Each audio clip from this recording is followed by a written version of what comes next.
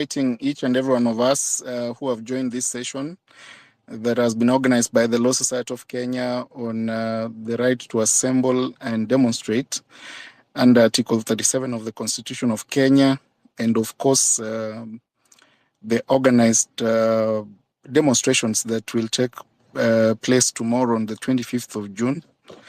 I encourage us to share questions to the huge panel of lawyers who have joined this session for purpose of educating the public on their rights, at the same time on what they are supposed to do and what they are not supposed to do.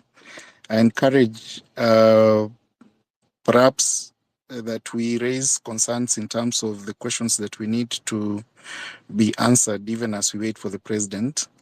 I ask the host, Scott, from the Law Society of Kenya, to give microphones to those who have requested. I can see Tabi has requested a microphone.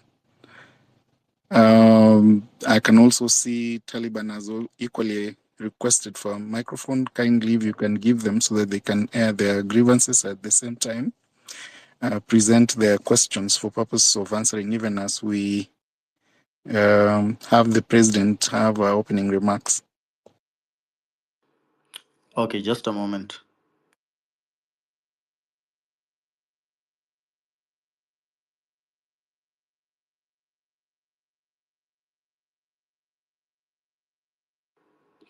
PLO, I think you can speak now.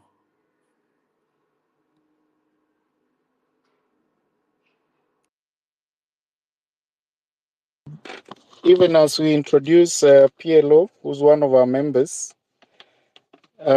it's important that the members of the public access the Law Society of Kenya page on the do's and don'ts during demonstrations. And of course, we have highlighted 6 steps on what you're supposed to do and 6 steps on what you're not supposed to do. And that is first on expressing your views. You can sing, you can chant, you can dance, you can march, you can make any other motions or sound that is not offensive to and does not interfere with the peace and your immediate surrounding. And then secondly, stay within the designated zones of the protest. This is to mean that you ensure that you are at all times within the areas declared as protest zones to avoid being targeted for veering into restricted areas or being outside secured protected zones. And then thirdly, you are supposed to move with the group of protesters. There is safety in masses, and of course, moving alone can result to profiling and, of course, reduce accountability for actions against an individual. And then number 4, we have equally indicated to the public that protests within the legally allowed time is important. If the protest as organized starts from 6 a.m. to 6 p.m., then you have to adhere to that. Otherwise, if you're protesting at night, then anything that happens might be harmful to yourself as an individual. And of course, 5th, we have you as a protester, you need to document your location and events occurring. You have a duty to take photos and keep updates of your whereabouts and the environment that you are in to ensure that you're able to track back your whereabouts. This is for accountability and trackability in instances of where an incident happens. So it's important to record your spaces. And this is a right you have under the Constitution. You can record the procession, you can record the happenings. It's important for your security going forward. And then lastly, on communication, take photos and keep updates of your whereabouts and the environment to ensure that your whereabouts are known, because we have had instances of abductions We have had instances of disappearances. As a country, you have to be sensitive as an individual on your whereabouts and the people around you. We have also listed the don'ts as a law society that you are not supposed to do, and there are 6 of them, and you can access them on our page. Do not provoke the police. I don't think it's in the interest of the demonstrators to provoke police officers. And of course, we expect the same duty from the police officers, not to provoke citizens who are peaceful. Avoid threatening and attacking or in any way giving police officers potential in justification to hurt or be aggressive against you. This is important because we understand where we are as a country in terms of police brutality. And of course, some of these concerns have been taken up by the Director of Public Prosecutions and the Independent Police Oversight Authority. And of course, some of the lives you have lost and injuries that have been experienced in the streets have been documented by the Law Society of Kenya and other civil societies. It's important that you actually avoid unnecessary provocation, unnecessary threatening, because that will lead to something else that will obviously injure you as an individual and as a person exercising your rights under Article 37. And secondly, do not interfere with peace of non-protesters. Of course, the protest that has been scheduled obviously will take place at the CPD. There are people who are doing their businesses. There are people who will be interested in going through their businesses and activities on the day. It's important that we do not interfere, or you do not interfere with non-protesters, because they equally have their rights. Avoid confronting them. Avoid members of the public who prefer not to protest or who prefer not to participate in the protest. By doing so, you'll be respecting their rights, individual rights, at the same time, their right to carry out their businesses, and of course, several other rights under the Bill of Rights. Number 3, do not damage property and break into private places. This is important because we have a duty as citizens to respect property, especially other people's property, and breaking in. And of course, we have seen instances where individuals have been hired to come and break into businesses and steal property. It's not the intention of the Constitution to have individuals, while exercising their right to demonstrate, break into businesses and, of course, create a situation where someone else's rights are infringed. Number 4, do not carry any instruments that can be used as weapons.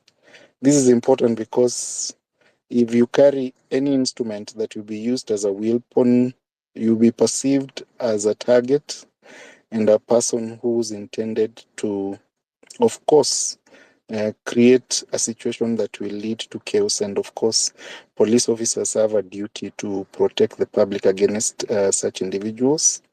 This includes guns, stones, knives, whips, rods, tools, or anything else that can harm another person. They have a right. Remember, under the Constitution and under our statutory laws, police officers have a duty to protect the public. And they have a duty to protect the public against certain individuals. Whereas we have not seen that in the last demonstrations, where we had individuals purport to fight demonstrators with weaponry. We hope that these demonstrations that has been scheduled will not actually have individuals carrying guns, because that will be against the law. And of course, the penal code and our criminal laws prohibit such conduct, and it's important as members of the public that you actually ensure that you adhere to that requirement. And then 5th, do not attempt to breach protected areas. Of course, we have protected areas under this under in Kenya, and of course, some of those protected areas are protected under the law, and it's important that even as you demonstrate, it's important that those places are not breached. And lastly, do not spread propaganda or hate speech or information that you cannot substantiate. I think that is the do's and don'ts as communicated by the Law Society of Kenya. I will want to invite the president before I call PLO. Madam President, are you there?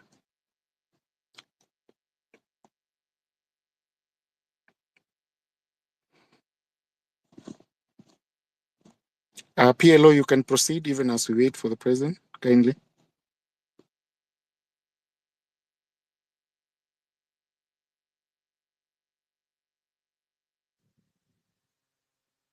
Hi, good evening, Mano. Can you hear me? Yes, we can hear you. Kindly proceed. Thank you. Thank you. Greetings to you, to Steve, to the president, to the host, the Mossad of Kenya, the premier bar that has been made to be so vibrant, courtesy of our own president, Miss Faith of the Envoy, and we do thank her for having breathed life into the society. So, to the rest of the patriots, good evening, and we are glad to have you on board. Ours is very simple to just take you through the gray areas you may have to look at and which you need answers for. So I think as time goes by, the clarity will be much more better. So for now, we are all focused on what is to happen tomorrow, as it has been christened the Independence Day. While it comes with that a couple of challenges, and one of those challenges, of course, is on how do we carry ourselves as citizens, as patriots, in order to have a fully fledged and fruitful demonstration. So for me, I think my own sentiments will be founded in Article 1 and Article 37. Those two articles for me are basically the crux of our own constitution. Because if good governance, were to be seen, then we wouldn't be on the streets. We wouldn't seek for transparency, for accountability, and for all that which we are fighting against. And it's a shared and common grievance. And we equally share your own grievances as the law search of pen. That is why we're here to sensitize on what exactly you may need answers for. So that will be our keen interest, and any other questions or concerns incidental to the theme or topic of today's space. So with that, I do humbly submit, and back to you, Manuel. Thank you. Thank you so much, Wakili PLO, for those remarks. I want to invite the other speakers. I think the host, Taliban, I can see Taliban has the microphone. If you can go first, even as we wait for the president. Gadhu will come to you. I can see your hand. Taliban, are you there?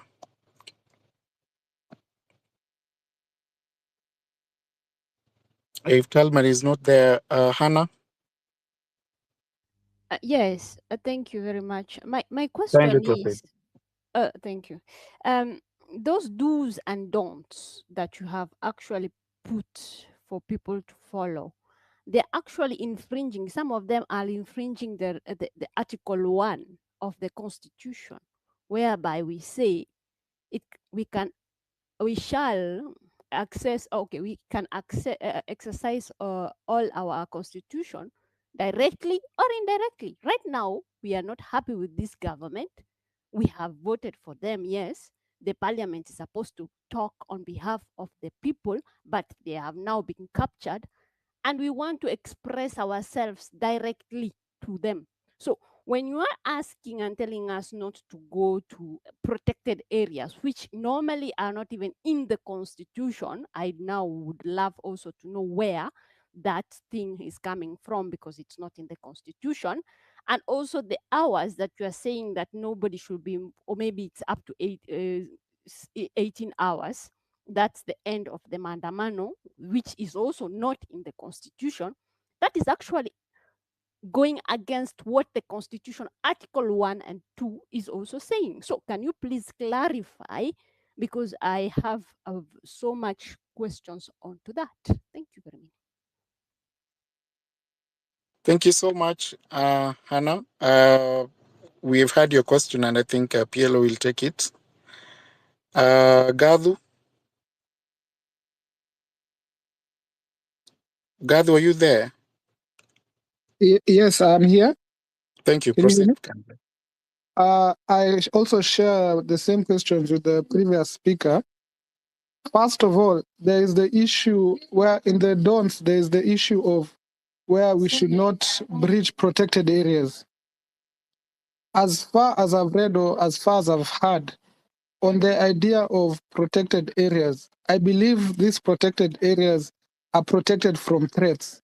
And from the little knowledge or the little research I've done, I believe a threat is somebody with a knife, a gun, or something of the sort.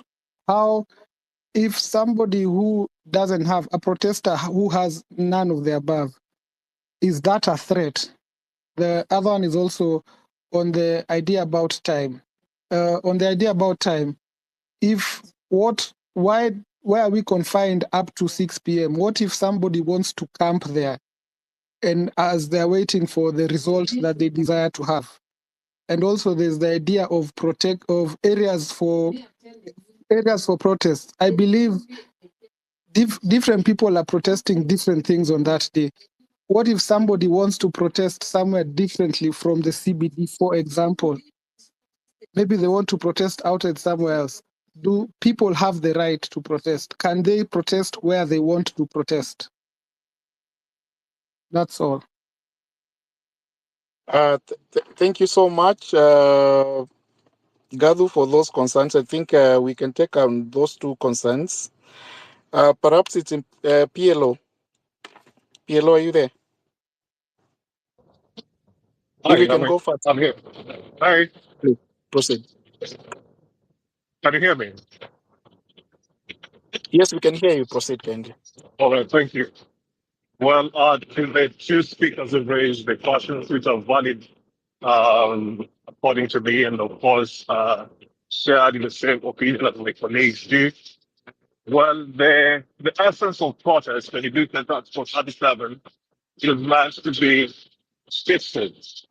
And the reason why perhaps protest is or even you have, protests infiltrated by cabals of rooms, it is meant to go against Article 24, which in essence is about the limitation of rights and fundamental freedoms.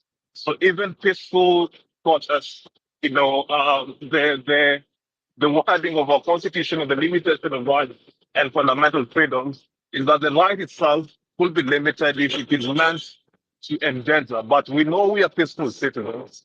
When the police get provoke the citizens further, it means we can't retaliate in one way or another. So the Protected Areas Act, which one of the speakers has audibly raised, is why can't we protest in those areas? Well, for organic protest, nothing equally can be controlled because when protest becomes organic, it means it may go beyond the scope of the spaces and areas that are meant to be the only legal spaces for one to protest.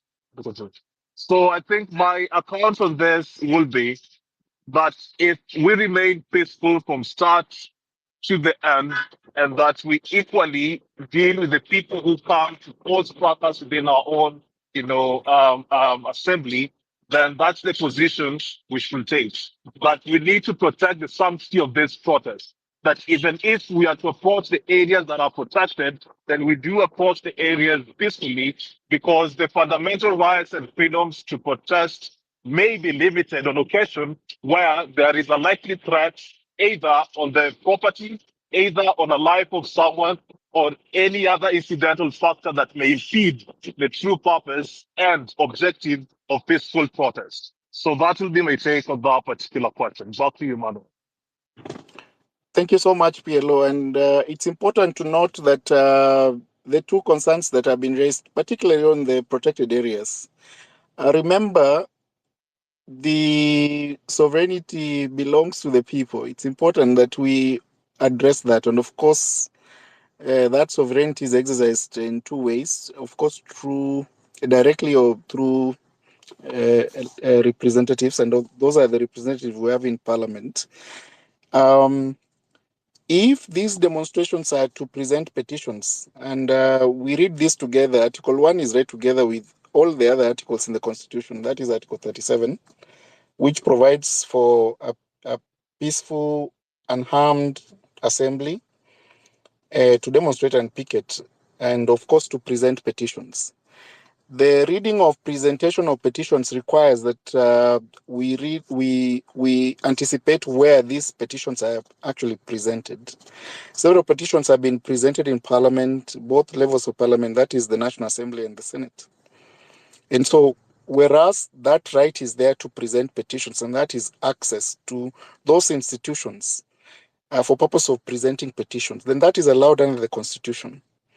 To address that concern that was raised by Hannah and Gadhu, I think it's important that we appreciate that peaceful demonstration. There's a reason why the Constitution under Article 37 provided for peaceful and the word unarmed, because that way you present yourself as though you do not have any other thing to do other than to express your opinion and interest to the members, to the people you've elected into office, the representatives that are being spoken of under the delegated mandate in Article 1.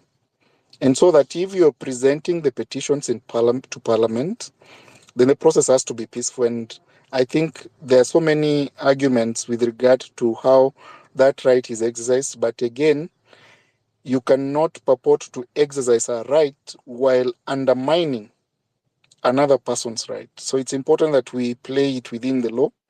If you have to present the petition to government buildings, then you have a duty to do that.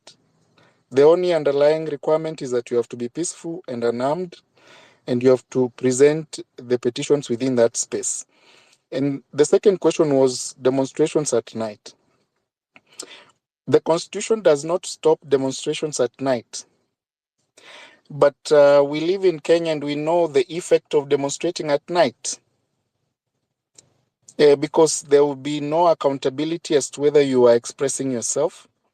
You'll be exposing yourself to danger. At the same time, you'll be perceived as a threat by the security agencies. So it's important that you also consider those concerns, because even the normal workings of government, if you're asked a question as to whether you are allowed to present a petition at night, while you know very well that the official working hours of government is from 8 to 5 p.m., then it's important that you address your concerns within the space, within the working hours that are understood and accepted as a country.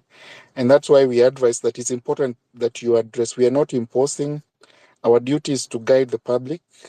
We have no mandate to impose anything on the members of the public and what they are supposed to do, but we have a duty under Section 4 of the Law Society to advise both government and the public on what is important and what is supposed to be done. Remember, we have participated in all the demonstrations that have been happening by securing the interests of the members of the public who have been arrested, who have been incarcerated, whose rights have been infringed in police stations. And our duty is very simple: to ensure that the law takes its course. If you've been arrested, you have a duty to be arraigned in court within 24 hours. You have a duty to be told what offenses you have committed. You have a duty to be told that you be availed or presented in court within the shortest time possible for purposes of you answering to the charges or the crimes that you're suspected to have committed. So it's important that as members of the public, we understand those rights that we have and where those rights if pushed so far, become offenses, especially on destruction of property, because I think once you destroy a property, then you have a duty, because it becomes a criminal offense under the Penal Code, to answer to those charges of destructing someone else's property, because the police officers have a duty to protect property. But again, we have to equally go or rather discuss the concerns that have come up with regard to the police brutality. And I think as the Law Society, we have been on the forefront in pushing to ensure that members of the public are actually protected against police brutality by ensuring that institutions mandated to prosecute police officers who have committed extrajudicial offenses, including murder, injuring members of the public who are peaceful. And of course, we have had several of those cases in the past, and some of those officers have been presented in court. And so that is a duty that we hold dear to ourselves as the Law Society of Kenya, and I think it's important that the members of the public understand that. I would wish that we give Abdi the microphone even as we wait for the president. Madam President, are you still there? Abdi, you can proceed even as we wait for the president. Thank you. You can hear me? Yes, we can hear you. Thank you so much, Madam President, the Law Society of Kenya, and all the co-hosts holding this space. It's deeply an important conversation, I believe. Mine is just a comment, and I'll comment as a concerned Kenyan, mourning, reflecting, and standing in solidarity. I just want to speak plainly. The right to assemble, demonstrate, and picket, I believe is a constitutional right. I believe it's under Article 37. And when Kenyans take to the street, they are not doing it for fun or fame. I think they are doing it because they have run out of options. Because petitions have been ignored, promises have been broken, dignity has been trampled. These are not criminals. These are patriots, our children, our siblings, our neighbors. I think we must say their names, remember their faces, recognize some of them. The bravest among us have lost their life in this struggle, not for violence, but for justice. I think their blood cries out from the ground, asking us, what will you do with our sacrifice? We cannot afford to move on. We owe them. We owe them the truth, their families. We owe their memory, accountability, and we owe this nation future where such loss is never normalized. I think it's more than a political moment. I think it's a moral reckoning for the executive, for the parliament, for the judiciary, and all of us as citizens. If we allow violence, intimidation, and digital censorship to become standard tool for governance, then we are surrendering our democracy piece by piece. And to respond to what the president recently said about respecting the police, let's be clear, I think. The Constitution does not instruct Kenyans to respect the police. I think it instructs the police to respect the Constitution, especially when it comes to safeguarding peaceful protest.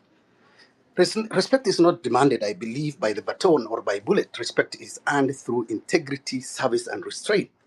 The same youth who are tear gassed today are the ones who stood in line to vote. They deserve protection, not persecution. We are not anti-government or anti-state. We are pro-justice.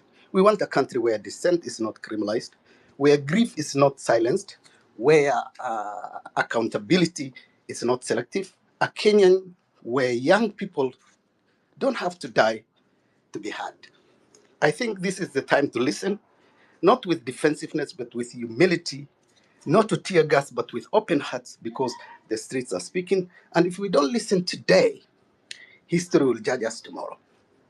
Finally, I have a final question for Madam President. What are the concrete steps is the Law Society of Kenya taking to document human rights abuses, unlawful killings, and police brutality during this process, systemically and legally, with a view toward a future prosecution, if domestic accountability mechanisms continue to fail? Is the LSK prepared to escalate this documentation to regional or international bodies, such as the African Commission or the International Criminal Court? Because justice delayed is justice denied. Thank you again, Madam President, and the co-host for your leadership, and thank you all for giving me the opportunity to speak. Asante sana. Thank you so much, Abdi. I will take Shamo before I invite Abner to respond to the concerns that have been raised by Abdi. Shamo, are you there?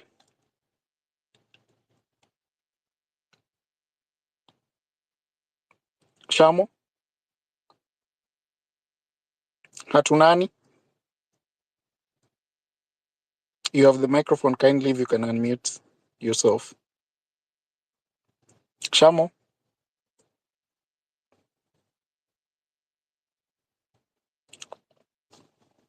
Thank you. Abner, before you come in, I think some concerns have been raised to the president, and I think it's important to address them.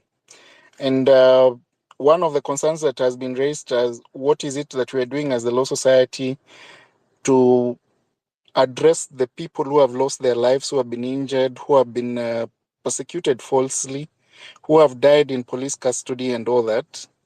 We have all the records as the Law Society in terms of the police brutalities that have been happening since last year to date. And of course, if you remember, last year, June 2024, on 25th of June, we had almost 200 people arrested across the country. And of course, the Law Society, through its membership, sent advocates in all police stations across the country where the demonstrations took place and where citizens were arrested. And of course, we provided free legal services to those individuals. I can report that a majority of them were released. We equally filed habeas corpus cases against individuals who had been suspected to have been abducted by the police or by any other person. And out of almost 120 habeas corpus that the Law Society did, we managed to secure the release of almost 90% of the individuals. And of course, some of them were found to have been killed, to have been murdered. And of course, those cases are in court on against, of course, the security agencies as to how the individuals were found dead and what happened. And so the Law Society has been taking the necessary steps to follow up on the human rights violations, to follow up on police brutality, especially individuals who have been hurt in terms of either bullet wounds or any other injuries. And we have those records, and we have cases ongoing in our courts to challenge the excess of use of force by our security agencies against citizens who are perceived to be demonstrating peaceably. On your last question as to the question of expression, and of course we have so many of the members of the public who have been targeted because of their expressing their rights under Article 33. It's important for the members of the public to know that they have a right to express themselves under Article 33, particularly Article 33B on artistic creativity. Most of the caricature and paintings and, of course, posts that have been made on social media are secured under the Constitution. And again, if someone feels that they are defamed as a result of a post made by an individual or a citizen, there is no law under the Kenyan system that has criminal defamation. The criminal defamation statute was repealed. We now have civil defamation. If you think someone has defamed you or insulted you on social media or gone against the cyber regulations, then you have a duty to institute civil proceedings. You have no right, or rather the police officers have no right to arrest you on defamation. There is no criminal defamation. There is civil defamation. You have to look for a lawyer or institute defamatory proceedings before the relevant court. and raise concerns as to the legitimacy of the post or the accuracy of the post that has been made on social media and to the members of the public. And it's important that even our security agencies and government understands that we no longer have criminal defamation processes in Kenya anymore. It's a civil process. And of course, the court will compensate you or will give orders or directives that the person who defamed you compensate you. That is a remedy available under the law. Even as we address these concerns, I will invite Abner. Abner, you have the microphone. Yes, thank you very Kindly much. proceed. You can hear me? Yes, we can proceed. Thank you. A very good evening to all the members of the public who have joined this particular space. My name is Abna Mango, advocate of the High Court of Kenya. I'm also part of the Public Interest Litigation Committee of the Law Society of Kenya. I have joined in a bit late. We have been, for the better part of the day, attending to the Albert Ojwang murder case. I can briefly update the members of the public that 6 persons have today taken plea for the charge of murder. That includes the OCS for Central Police, the night sentry, and the day sentry. Those are two other police officers, as well as one police officer who was an accessory to the murder. He was part of the people who were instructed to inflict pain, punishment, and torture that was meted against the late Ojwang, as well as 2 other civilians who were indeed the executors of that heinous offense and crime. So we have subsequently submitted substantially on the issue of bail and bond, and the matter will be mentioned sometime next month, I think 30th of July, so that we are availed with the pre-bail assessment report as well as a mental assessment. But to come back to what has brought us here today, I know is much about the planned demonstrations for tomorrow.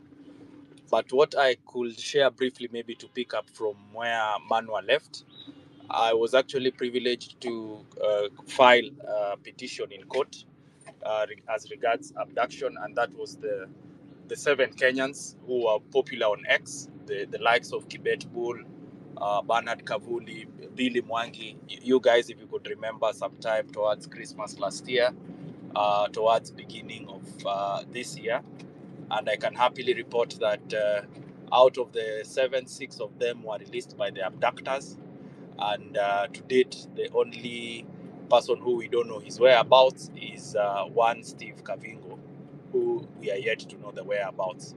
So that is part of the steps that the Law Society has taken. I can also happily inform the members of the public that about a month ago, we were involved on a documentation project, still on instructions of the Law Society of Kenya, where we visited all over the country, and especially these informal settlements. I was personally assigned to Mukuru, Kwa Njenga, and Kwa Ruben.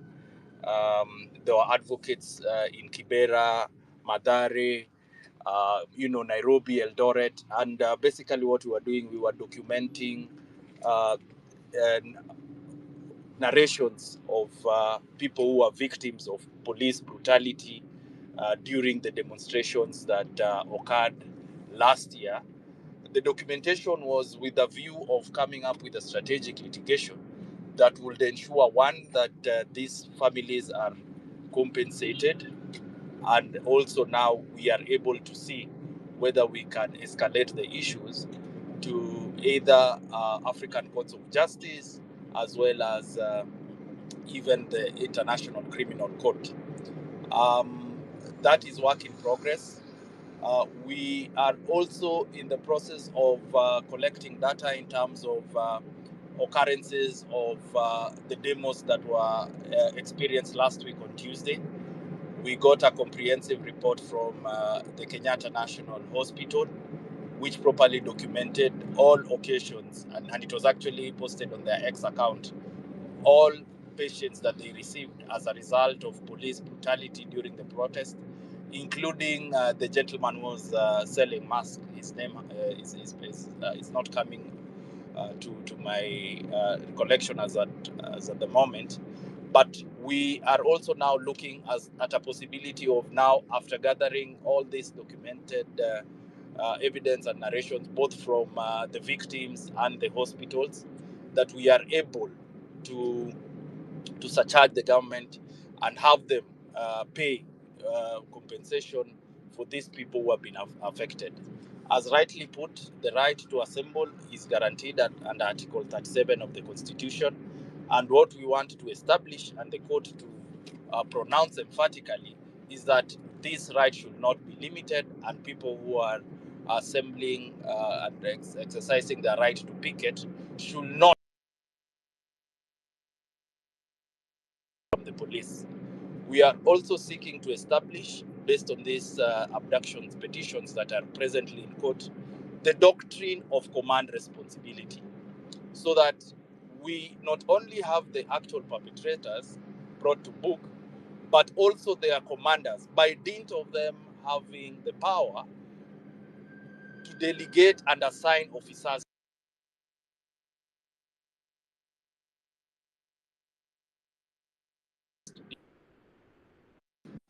of the officers. So that is practiced and established internationally, and we want the same adopted under the Kenyan laws, so that responsibilities by officers is not only individual but also to their superiors in terms of command. So briefly, I think that is what I could comment. Perhaps maybe if there's another question, I'll leave it at that at this point in time. Thank you so much, Abner, for those contributions. We will take more questions. I think I can see Steve. Steve, are you there? Perhaps a comment before we invite Sir Steve. Steve, council member.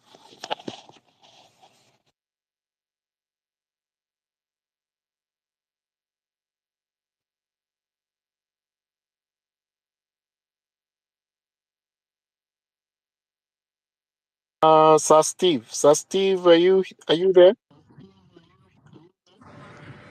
Yeah, thanks, host, for the invite and the discussions.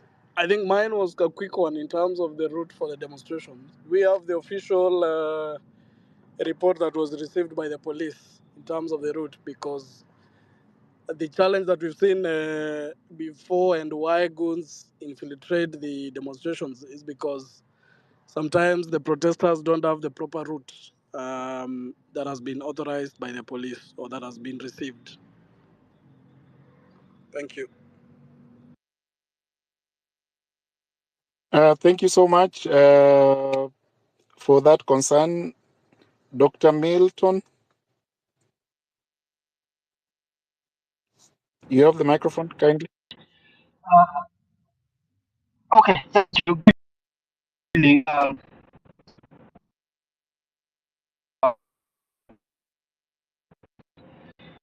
First of all, allow me to pay tribute to the men and women that have stood firm, have been resolute, and especially those that have paid the ultimate price. I am encouraged every time I get onto spaces like this by the resolve of more and more Kenyans who want to seek truth to power and go beyond the mere speech to actually substantively take a step of holding those bent on abusing power to account.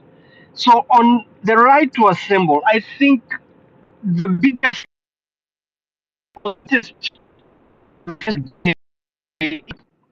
as a country, while the majority of the Kenyan people have appreciated and espoused the freedoms and liberties guaranteed by the Constitution of 2010, we have that small minority that is drunk with power, that wants the country to be run and held, Kenyans held at ransom.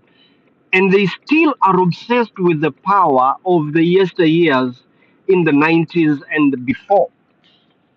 So, specifically to what is expected tomorrow and what we have seen, my submission would be very, very simple. And I speak as somebody that has interacted with a good number of the cheerleaders and praise singers of the regime. First of all, they believe in fear mongering. And secondly, psychophancy to them is from the group of schools. And that is what we are facing. This regime is cornered by the resolve of the people, and now they want to exercise excesses of power to intimidate and instill fear. But that is the point at which Kenyans must never give up. And we need to emphasize, as patriotic Kenyans, the power of the people when they come together to speak with the authority granted to them inherently by the constitution they enacted for themselves. And we need not gainsay or overemphasize the specific provisions of the constitution. The message must be simple. There is nothing unconstitutional about the demands of the people, not a specific categorization of as it is being made to appear. It is about Kenyans in their majority and numbers that are tired with bad governance, with corruption, and want this regime, the administration led by William Ruto, out. And there is nothing unconstitutional about that. And my message to all of us tonight is that we need to be steadfast. Those of us who have this conviction because we know it is the right thing, we need to amplify the message that there is nothing like anarchy when the people are saying Ruto must go. Because the right to picket and demonstrate and present petitions is such that we must look at what intended outcome can we look forward to from this agitation. And the agitation of the people is that Ruto must go because the constitution does provide for removal of office from office of the president and those in leadership. The vacancy for the office of the president is provided for under Articles 144, 145, and 146. There is no provision of the Constitution that says that once elected, then you have to serve until that whole term is exhausted.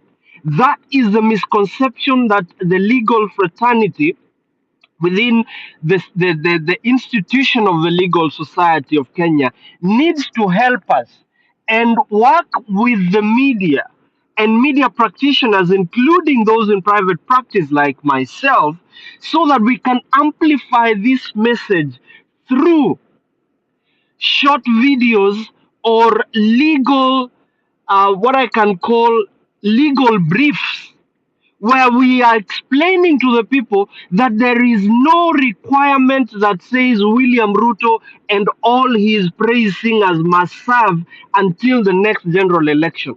The constitution empowers the people to remove these people from office, and one way of removing these people, it is not restricted to impeachment or recall, which they have made impossible. Death is one of them, and resignation is what we are calling for. Resignation is a result of many, many reasons. It's an outcome of incessant pressure, and it does not matter how that resignation is procured or is accrued. What matters is that in the event that failure has prevailed by the presidency and the leadership to behave as required by the law, then they will be pushed out, and the constitution has provided as such. So we need to empower our people in the villages that this national blackmail that the country and Kenyans are being treated to as in fear and phobia, that you have to wait until 2027 or 2026 if the matter in court is anything to go by for you to then say this president must go.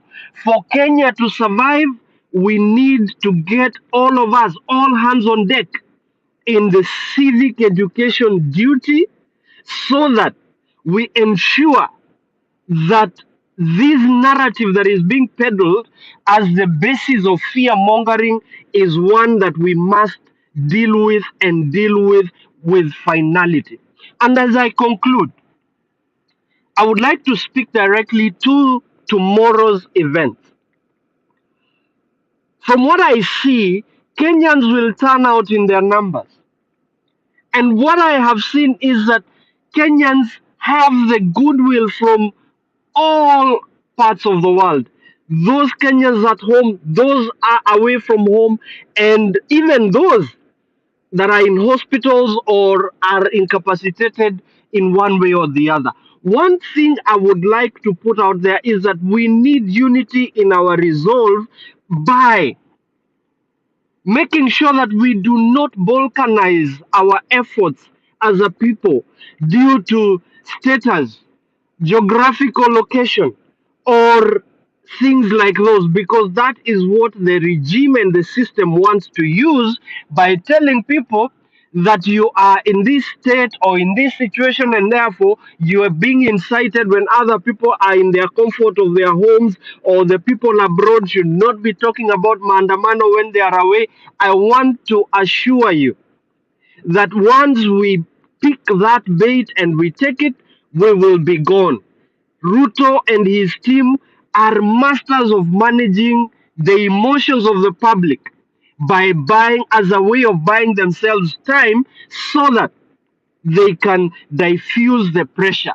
We must make sure that the pressure continues, but as the pressure continues to come to the streets, let us also retreat to the strategic rooms and where we analyze what other strategies we need to deploy so that it is all artillery in place, kama ni angani, iwe kwa ardhi, iwe wherever it is, but we must be able to make sure that this regime goes as soon as it is possible. I wish it will happen tomorrow, and I am praying that it happens tomorrow. But let us make sure that William Ruto and all his incompetent choir members go before the next general election if we want to imagine that we still have a country called Kenya. And lastly, let us remember that this is also spiritual.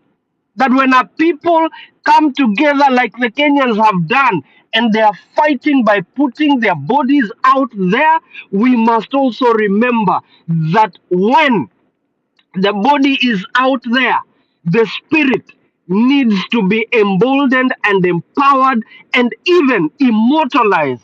So I want to urge members of those who believe or have faith in the heavens to also be on their knees tonight. And if you're not able to go out to the streets, please, tomorrow is the time you invoke the spirit of our forefathers, the spirits of your religious power that you believe in, so that it protects the Kenyans and patriots who will be on the streets and disconnect the frequencies of the oppressors. So that when they turn, thinking they're turning against the Kenyan people, they will find themselves turning against each other and the Kenyan people will prevail. Thank you for the Thank you. opportunity to speak. I could go on and on and on, but let Thank us you, do Dr. that. Milton. It is not just intellectual, it is also spiritual. Thank you very much. God bless you all.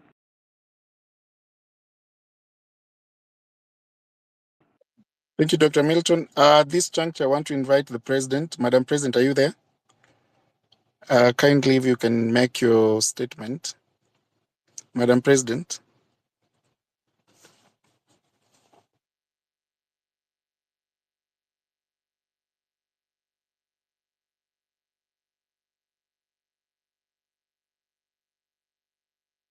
Sorry, even as we wait for Madam President Fabish. Thank you so much, the host, Law Society of Kenya, the two co-hosts, and everyone who is at the panel here. First, I want to thank the new regime, or the regime that we have of LSK, that they have really showed their patriotism, standing with Kenyans, even in the midst of all the challenges that we are facing. But we have seen the unwavering support, resilient, and always fighting to make sure that Kenyans get the justice that they deserve. So kudos, Law Society of Kenya, and we always pray for you under the leadership of LSK President, Madam Faith Odhiambo. And I think I also want to just maybe got some few things about tomorrow.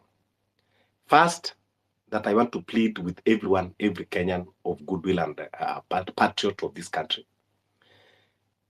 First thing that we do very early in the morning, let's start in our businesses. If you have a portrait of William Ruto does not stand again as the beacon of unity in our republic, because people that surrounding him, like we saw Member of Parliament Kamket, and is a very close ally to him, spewing propaganda and becoming a warmonger. In the constitution, there is nowhere that obligate anyone to put the portrait of the president in their businesses, premises, or even in their offices. So what first thing we need to do is let them pull down those portraits, and we can replace with our patriots, our fallen heroes, and anyone that we see that they are fighting for justice, including even the LSK president. We can even put her portrait because she stands as a symbol of justice. So first thing in the morning, let's pull President William Ruto portraits in all our businesses and our establishment. And we urge also everyone to turn out in large numbers. Let us turn out in large numbers. We are the sovereign. This is our country. We don't beg anyone permission to demonstrate, to picket. And people even asking of resignation of President William Ruto. We are not even asking for resignation. We are asking for his removal. We are the one that employed him. And you cannot tell me that you employ someone and then you don't have power to sack that person. So it is not unconstitutional to say, no, we don't need your service anymore because you are incompetent, you are a thief, you are a killer, and you don't serve the purpose that we employed you for. So how is that unconstitutional when you employ someone and you found out that that person is incompetent and you have to dismiss the person because he's not adding any value to you? So we as Kenyans in millions, we have seen that William Ruto is not adding any value, not in economy, not in peace, not in harmony, not in unity, and also is posing as a danger, as a threat to our nation. Right now, there is a tension rising between Kenya and Sudan. We have never witnessed this kind of hostility between us and our neighbors. But you see now, as the thing is going, it is going to escalate before we realize. The Emiratis, they will converge and now, bring problem to our country. When we are struggling with our economy, we cannot afford to go for war. So for us to be able at least to secure our boundaries and our sovereignty, we need to get rid of William Ruto, who is actually working very hard to make sure that he invite and create enemies around us. We have been friends with Sudan for many years. But now he has bring tension because of his selfish greediness, selfish interest.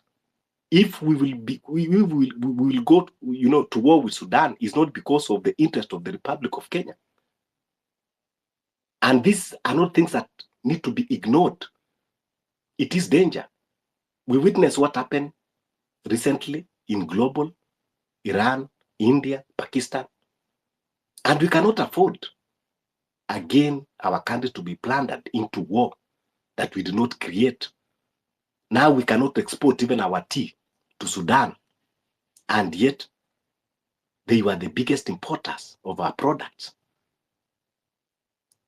It is affecting our economy. So we can talk, we have every reason to say enough is enough for William Ruto. When we say enough is enough, it is not just because we hate him. Some of us don't know him at the personal level. Some of us even don't want to be presidents. We don't have anything to compete with him. But we want a stable country. We want a country that works for everyone.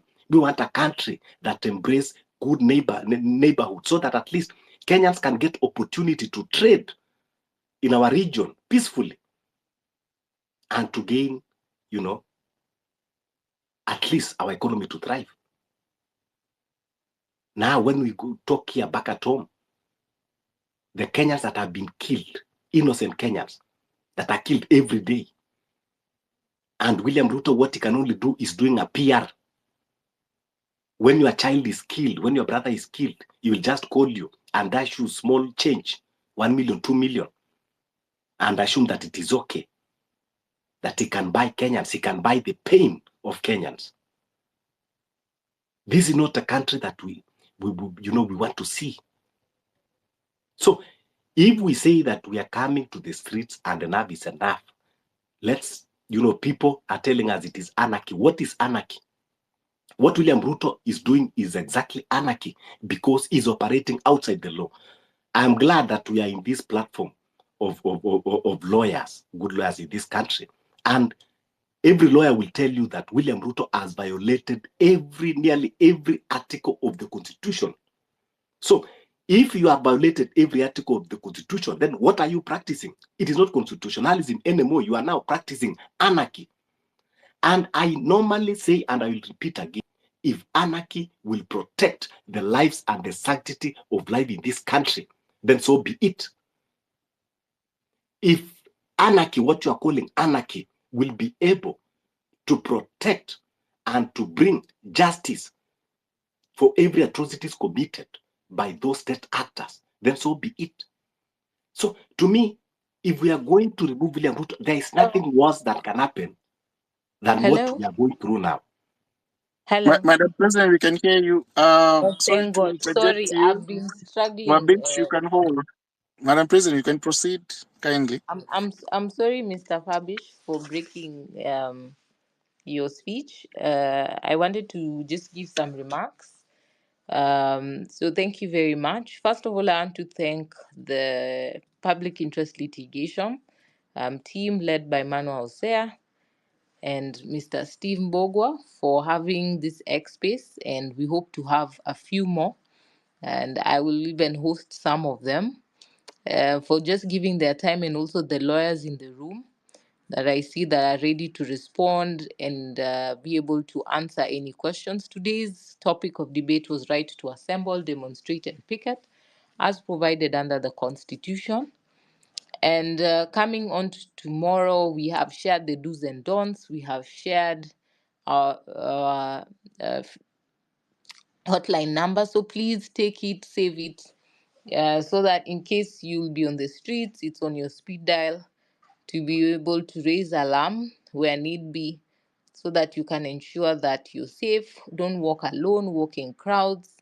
We do not know, and there's a fear of goons being on the streets, and so the robbing, and just keep your phone safe.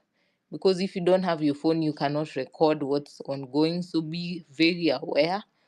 If you see fishy people around you, be mad, because some may try and infiltrate for purposes of causing violence. We have seen what has happened, particularly the last demonstration. It's quite sad to see leaders seen the hate speech and the rhetoric of warmongering by members of parliament, by those who are holding high oval offices, who gave resounding warnings and acted upon the same. Thereafter, we have seen what they have done. And therefore, I ask you to be vigilant, and we call out NCIC, call out these leaders who are breaking not only the law, but are also creating attempts to bring the city into anarchy under the guise that it is the protesters. We've seen business people losing a lot of money, and these were done by the goons and not the protesters. So please be informed, please record them, please ensure that that information is out so that we can also be able to challenge when they say it's the protesters, we're able to identify and see even from the pictures. It's very clear who are the ones destroying shops, who are the ones looting and destroying property. We saw the statement by the IG that the policeman was recovering. We're yet to see those laptops. We're yet to see, and indeed, they saved those laptops and they have been returned to their rightful owners. What were done to the goons that the police were just watching by as they destroyed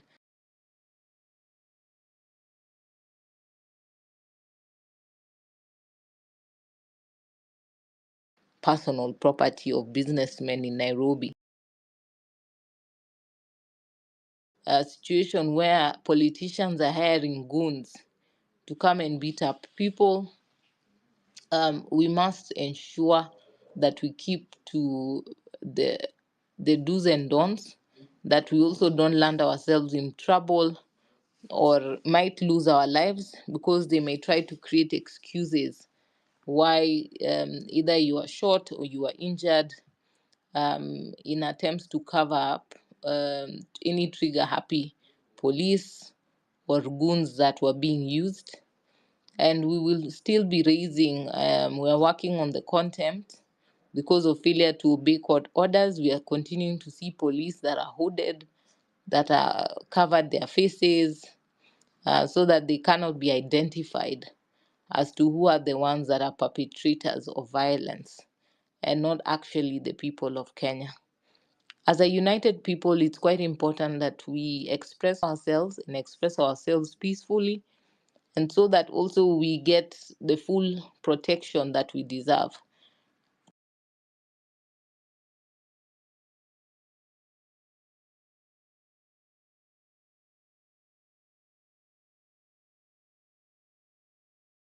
Protesters and not maiming and harming the protesters, that they may guide the protesters, particularly even the mothers who will be out on the streets tomorrow, who are mourning their loved ones, parents, family members, who are commemorating the senseless loss of lives by this regime. And so we hope that tomorrow they will exemplify great restraint, and they will also guide the protests without harming or maiming anyone.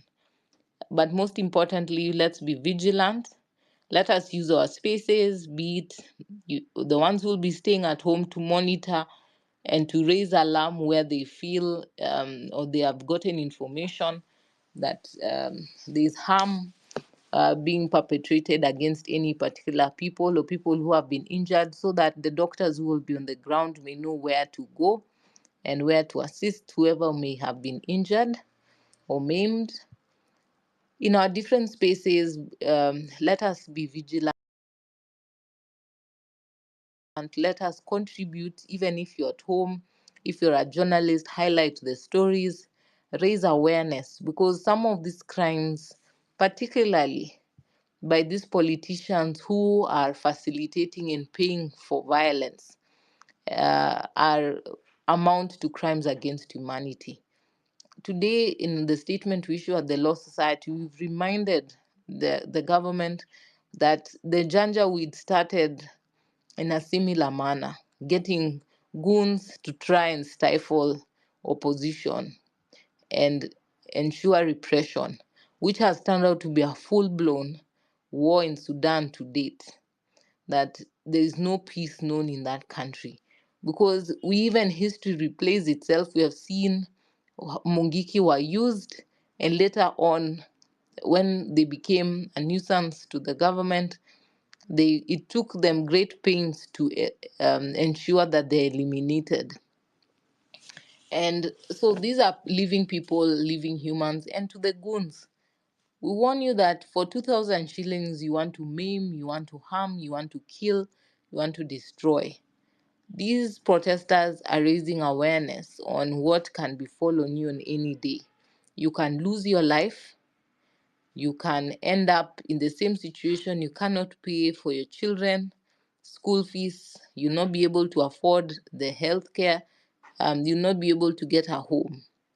And yet, the very people who are brave enough to stand and raise concern about the same and ask the government for a listening ear are the same ones that you want to maim and kill. And money is fleeting. If you want to take money, but do not use it as a tool of killing and harming your fellow human being. It takes a moment to make us land yourself in prison forever. There is nothing like a perfect crime, and therefore we'll be vigilant, we'll be watching, and those will be able to identify. We'll ensure that we issue fruitful deliberations, and the lawyers in the room will be able to answer as many questions as possible.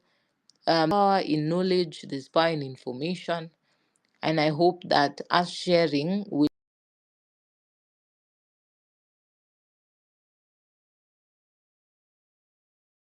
prepare and enable people to know their rights. Your phones are not taken away from you, because that will be the aim tomorrow, to stop people from being able to take videos, take photos, and share out. Any journalists in the room, ensure that you're well identified, so that when they attack journalists, will also be able to raise alarm on the same. Those who are online, coordinate with them to share that information. One single picture, one single tweet can save a life. So we thank you all for those who have joined, and tell a friend, tell a friend. Keep people safe, keep people peaceful, and people should continue to express themselves and raise concerns where they feel there's concern, because the government is your government. This is your country, and you deserve to share with your leaders. You deserve to raise concerns to your leaders, and also you deserve that your leaders should also listen to you. Thank you. Thank you. Thank you so much, Madam President, for that presentation. And I think it's important that you highlighted the do's and court by Honorable Justice Bahati Mwamunyi that directed that no police officer should actually be in the streets without proper identification. They are not supposed to blind their faces. They're supposed to identify themselves and actually not beyond. If the arrest is legitimate or illegitimate, just inform the law society if you think that the arrest is illegitimate. And of course, we have our members across the country and across police stations who will be able to come and secure your rights in terms of being presented in court if you've been alleged to have committed an offense, and there's again to be released on a bond or a bail, because those are constitutional rights that you deserve as a citizen. You have a right to record, and I think it's important that, Madam President, you have mentioned that you need to record your surrounding, because that information is key in terms of ensuring that accountability is met, especially when if and when a police officer goes against the requirements of the law or commits an offense. You have a right to request representation at any time that you've been arrested or you think you might be arrested. And of course, as indicated earlier, the law society is available to offer that assistance. You have a duty to comply with lawful instructions, and of course, document whatever instances that you think are unlawful.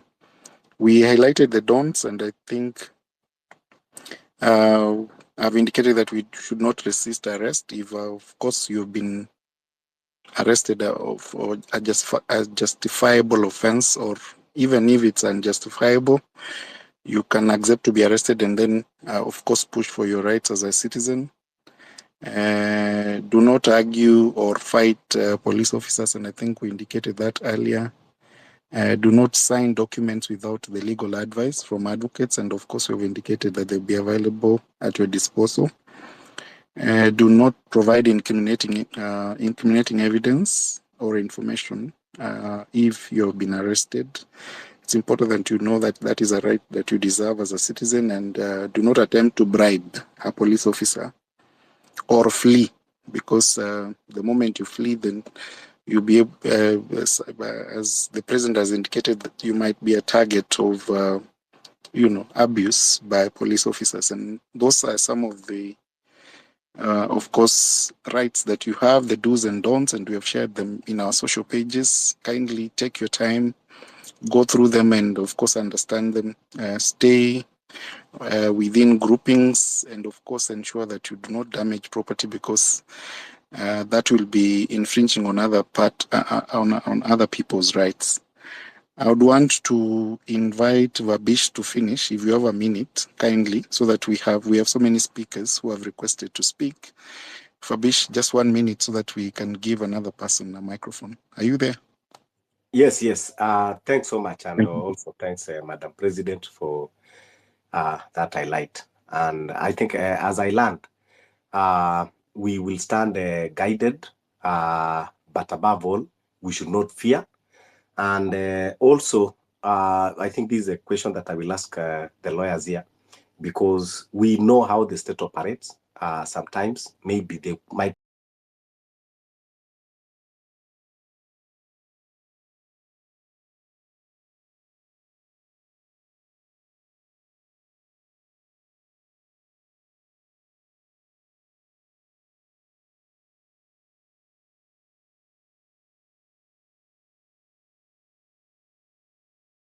think that you sign under the pressure, because instead of resisting, and you know that your life is a threat and it is only you and them, I think wouldn't be right to just maybe comply for your safety, and then later now you can go and explain what happened exactly.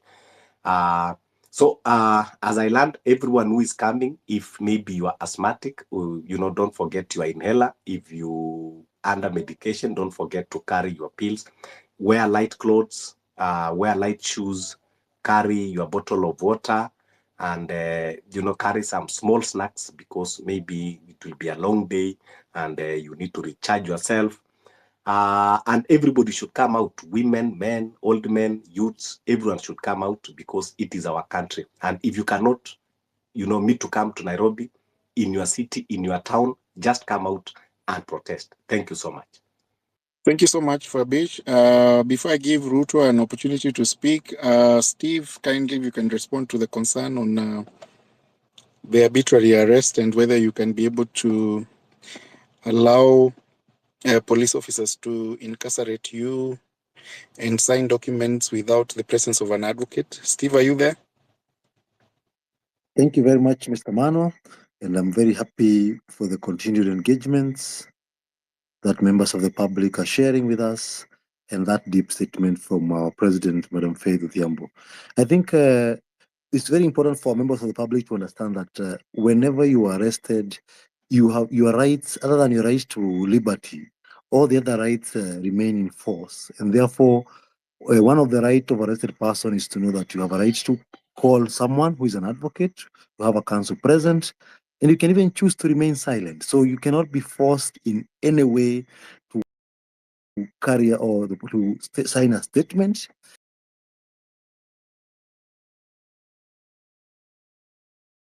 Write a statement, because you have a right to remain silent, and you have a right to contact your advocate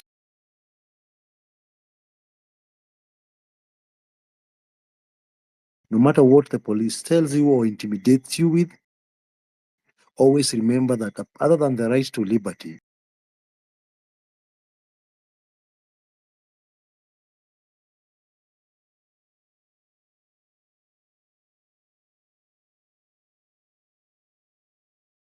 arrested, have a right to contact your someone, your family member.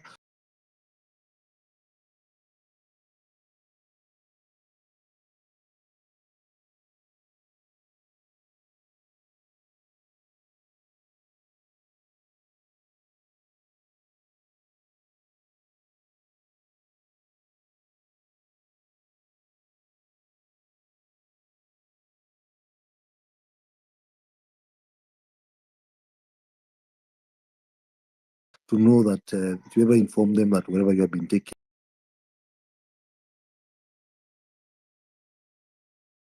using or violating the law, and also using this misuse of police. And as LSK, our effort to do so will not tire, and we are ready and willing to continue engaging and sharing. Thank you very much, Mr. Manwa. We can throw back to the next speaker.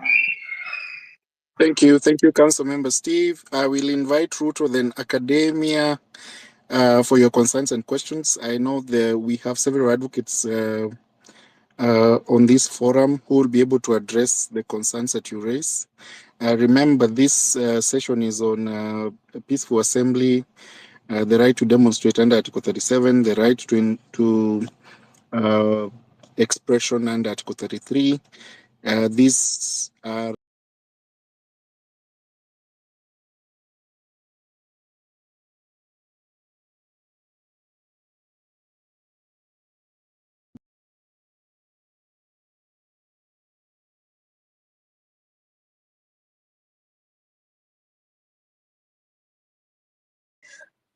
considering the context right now,